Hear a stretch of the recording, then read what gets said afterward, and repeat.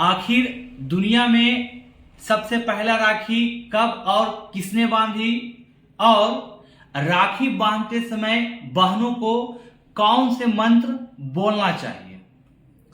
तो रक्षाबंधन हमारे देश में न केवल लोक परंपराओं का त्योहार नहीं है, बल्कि इसके साथ कई पौराणिक कथाएं भी जुड़ी हुई है, जो लोगों को युगों युगों तक इस त्योहार से जोड़े रखती है।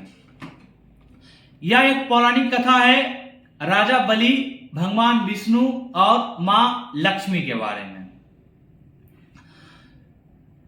तो राजा बलि एक यज्ञ करते हैं।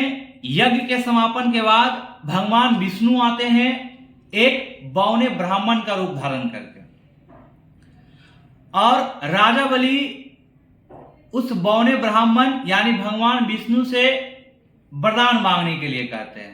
चूंकि राजा बलि बहुत दानवीर थे, तो भगवान विष्णु उनसे 3 पग मांगते हैं, यानी 3 पैर जमीन मांगते हैं। तो राजा बलि सोचते हैं कि चलिए बौना है, कितना ही जमीन लेगा, तो हाँ में भर देते हैं। तो भगवान विष्णु पहला पैर आकाश, दूसरा पैर में पाताल नाप देते हैं। तब राजा बलि को समझ में आ जाता है कि यह स्वयं भगवान विष्णु है। तो तीसरा पैर के लिए वो अपना सिर आगे कर देता है। इससे भगवान अति प्रसन्न हो जाते हैं और उससे वरदान मांगने के लिए कहते हैं। तो राजा बलि कहते हैं, वरदान के रूप में मांगते हैं कि आप नहीं जाइए, पाताल लोक में ही हमारे साथ द्वारपाल बनकर रहिए। जब बहुत दिनों तक भगवान विष्णु वैकुंठ धाम नहीं पहुंच पाते हैं, तो मां लक्ष्मी खोज खबर लेते लेते इन सारी घटनाओं का पता करती है। तो मां लक्ष्मी एक गरीब ब्राह्मणी का वेश धारण करती है और राजा बलि के यहां जाकर उसे एक रक्षा सूत्र बांध देती है। या वही रक्षा सूत्र है जिसे आज हम लोग रक्षाबंधन कहते हैं।